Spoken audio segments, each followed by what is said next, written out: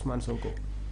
Bon, man maa ngi xaar un discours de solution, Oui. un discours d'espoir Mhm. et aussi un discours pour rassurer les Sénégalais. Oui. Parce que la semaine dernière, donc il y a juste une semaine, Oui. on a lu un rapport qui nous a quand même fait très mal. De toute façon, Oui. man, ça m'a choqué. Oui. Alors, et ça a choqué et il faut créer des espoirs. Très bien. Alors, ce désespoir, il suffit pas de constater les mots, moom mooy métti yi souffrance yi wala fu ñu jëm peut-être boo mën a imaginer mën na métti. Il suffit pas de révéler ça et après point barre punto. Non, il suffit maintenant après avoir informé les Sénégalais, parce que c'est une obligation d'ailleurs, Oui. publier le rapport, c'est une obligation. Sénégalais bi xam loolu wareef la. Léegi nag maintenant que def nga ko, yow exécutif, ton devoir, ton obligation au retour, c'est de trouver des solutions par rapport à ces problèmes. Très bien Thioune, avant ñuy ñëw sur les questions dans la forme déjà am na ay yenn changement yoo xamante ne am na parce que séance plénière bi prévoiroon nañ ko à partir de 9h waaye nag poussaat nañ ko ba 16h. Dans la forme ni mbir mi di ndemee foofu parce que am na ay yenn articles yoo xamante ne sax jot nañ ko évoqué est-ce que mën nga ñëw ci wàllu boobu bu baax. Bon, la constitution du Sénégal est très claire par rapport à ça. Article 85 daf ne les députés peuvent poser des questions au Premier ministre, aux autres membres du gouvernement sur des questions orales, questions d'écrit, questions d'actualité.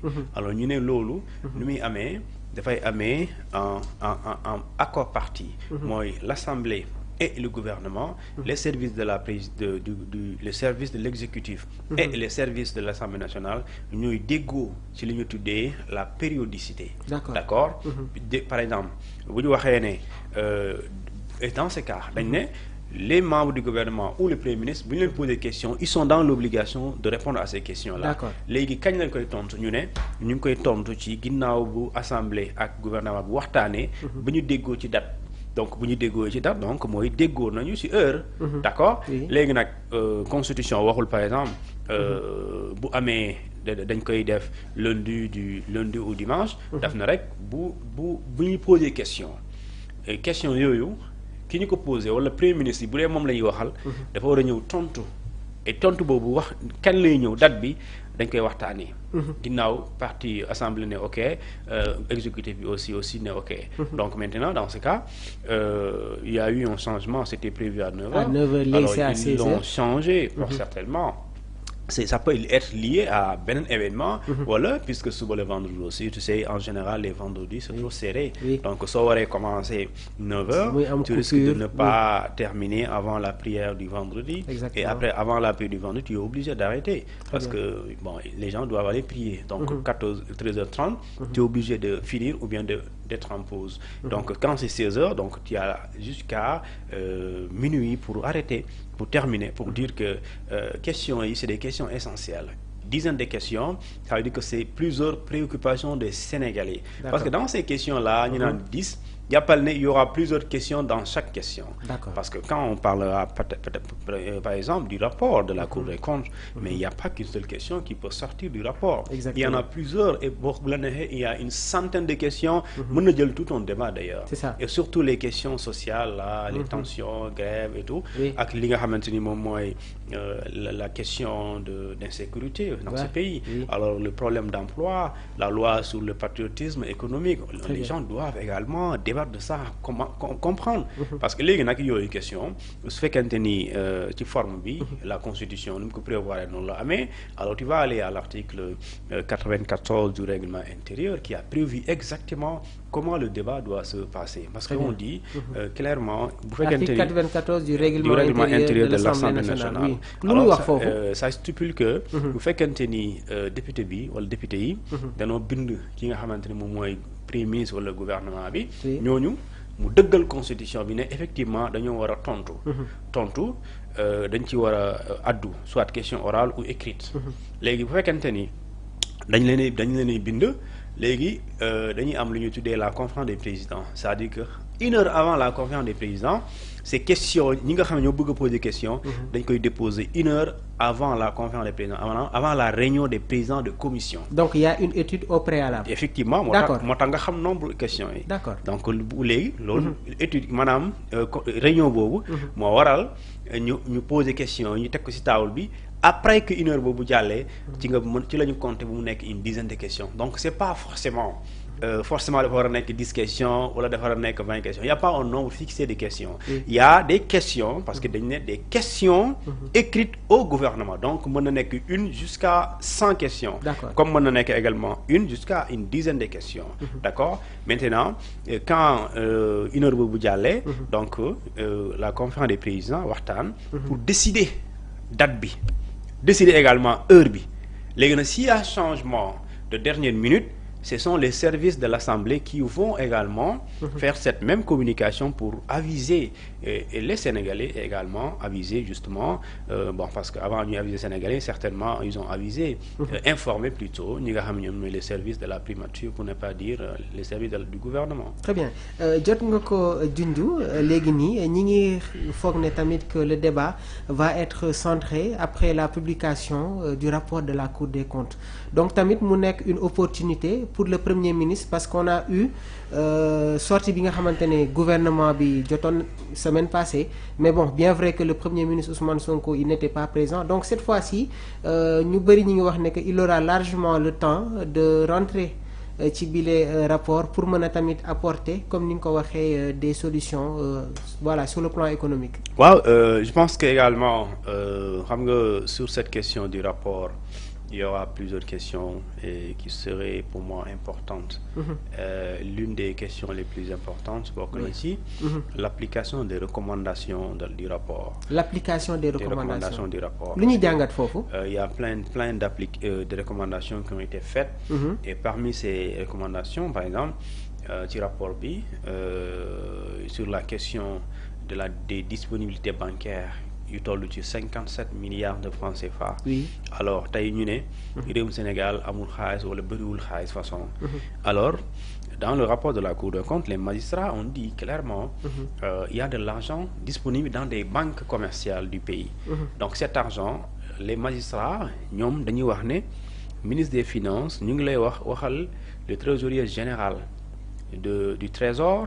d'aller récupérer. xaalis boobu nekk ci banque yooyu mu toll ci 57 milliards et quelques. D'accord. Alors loolu.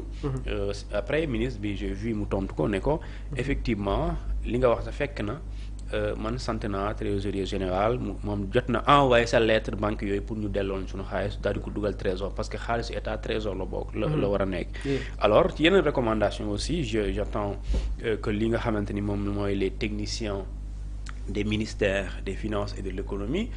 Avant rapport bi génn ñoom ils ont dañoo def benn lël waxtaan ne ñoom pare nañu pour appliquer toutes les recommandations yi nga xamante ni mooy nekk ci biir rapport bi. Comme ça veut dire que donc xel mun na dal.